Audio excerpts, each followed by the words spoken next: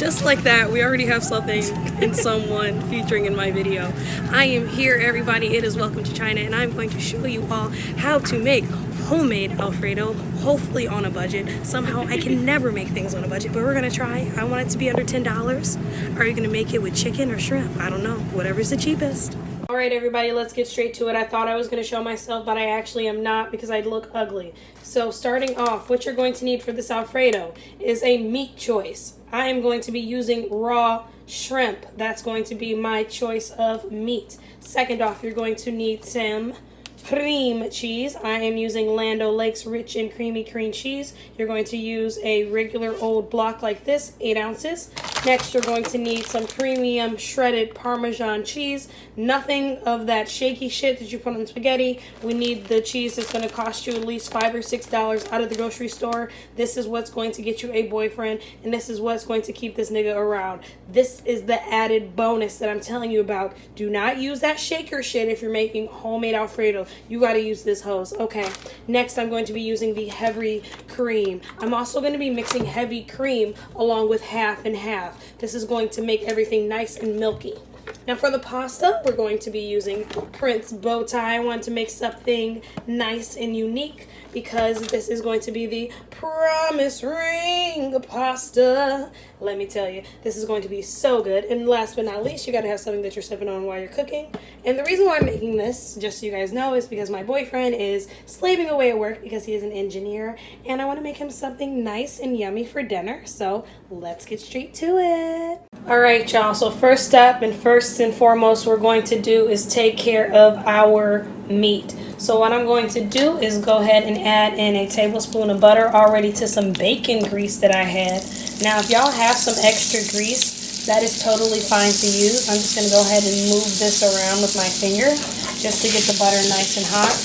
And then I'm just going to go ahead and start to add in my round. I'm just going to start to saute the shrimp. I'm not doing anything special. I'm just sauteing it with the butter and the bacon grease. I have it on about medium, if you can look right here, so I don't have it up too high. I'm just going to have it sit and start to get nice and pink. So let's bring it back. If your shrimp's a grayish color, then it's raw. They become pink, like most of the time you see them when you're out eating them, because they're cooked. You can see now they're starting to turn pink. So right now I'm going to take it over past the champagne. I have my water getting prepped. All I'm doing right now is letting my water boil on high for my pasta while I'm cooking my shrimp and my meat choice. The reason why we're doing these two things first is because the meat choice does not take long and it's going to reheat in the pasta. And the pasta sauce, which is going to be our homemade Alfredo, should always be last. So that's that. I'll see you for the next step. Alright, y'all, we're back at it, and if you can look over here, I have the shrimp back on medium because we're going to use this nice garlic butter left over, and we're going to use this for our sauce. Now, the reason why I'm using this is because this is kind of supposed to be like a one-pot option, but also this juiciness and flavor from the shrimp will really add to the pasta sauce. And since Alfredo is going to be nice and creamy and garlicky and cheesy, it's really just going to blend in with the flavors. So that's a really big reason why I just decide to do it this way. I'm going to go ahead and take all of these shrimp out. Alright, so all the shrimp is taken out, and as you can see, I have a nice mixture of garlic and butter. I'm going to go ahead and turn this up to medium. And I'm going to get out my butter, and I'm going to add a tiny bit more butter into here. The reason why I'm adding more butter is because, again, you can only have so much butter. You can never have enough butter in your dishes. But also what the butter is going to add to it is that creaminess and that goodness. Only butter will bring. So I'm going to go ahead and grab this butter and plop it right into the pan. And it's going to be nice and use it. Next thing I'm going to do, remember how I had that chunk of cream cheese? I'm going to go ahead and put my 8 ounces of cream cheese into the pan so it can go ahead and get nice and soft. The only thing that I did, y'all, was cut up this cream cheese, and I'm just going to start to let it sit. Now what you're going to need is a whisk. A whisk is a weapon in this because you're going to just start to whisk this around until it gets soft. Now this is going to be a process, y'all, so don't rush it. Everything's going to get stuck together. You just got to start to let everything soften. So I'll bring it right back once it's starting to get more soft so you can see. You can kind of already see it now. It smells really good. You're just going to start to let it melt.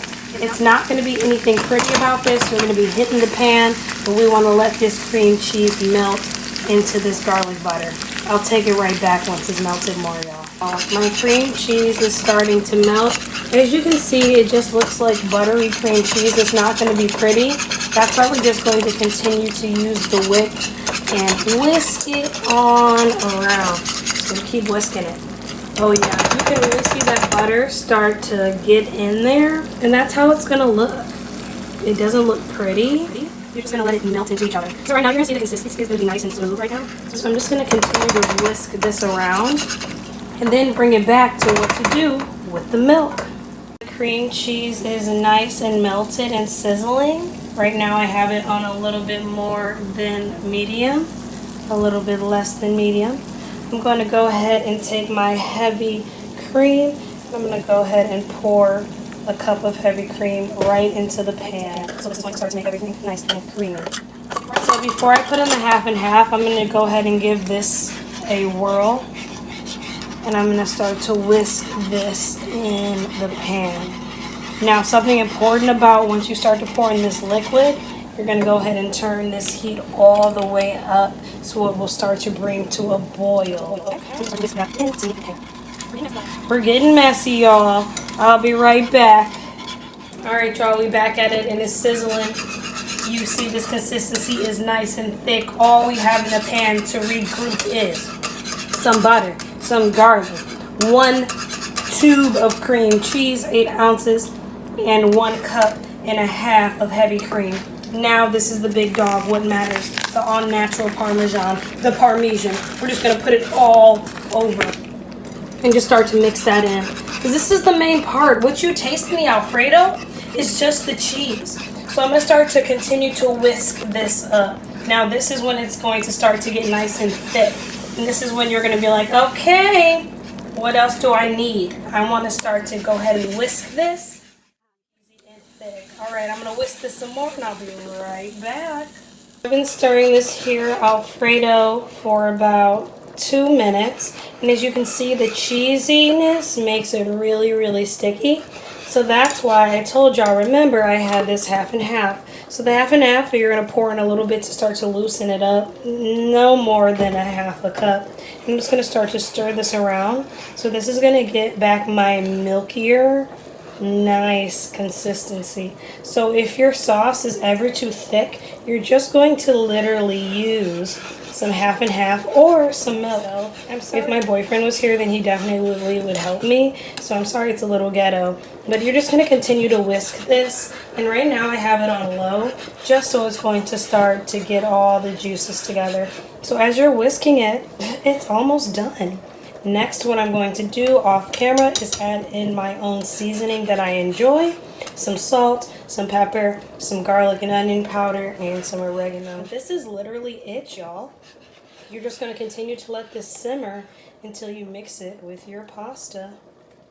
Alright, y'all, the Alfredo is officially done. It's been sitting, getting nice and thick. Now while I'm waiting for our noodles to finish, I'm just going to go ahead and take our shrimp and go ahead and put it in the sauce with garlic butter and everything. Now the reason why I'm doing this is because I feel like the more garlic butter the better. And we're just going to start to mix this up. I mean, Alfredo's not a healthy meal. I mean, unless you're doing this with keto. I mean, you can do this all in a keto, low-carb way using like spaghetti squash.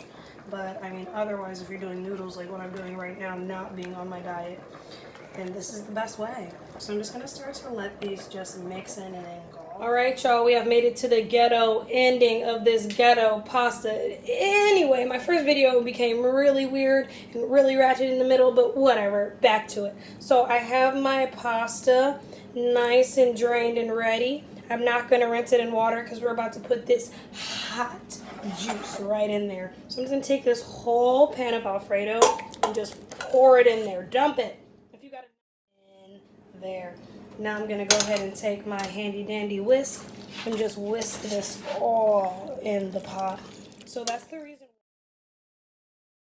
So cheesy, so creamy. This is the way it should be. Like, none of your Alfredo should ever be dry, guys. This is literally so milky. Okay, I know. But anyway, so more seasoning. I'm gonna go and grab my oregano.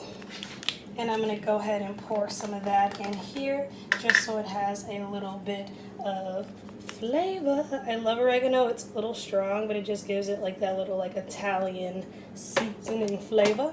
Okay. Lord, I dropped the oregano. All right, I quit. Anyway, I'm just going to mix this into the pasta, y'all. And look how scrumbly umptious this looks. Oh my God. And that's it.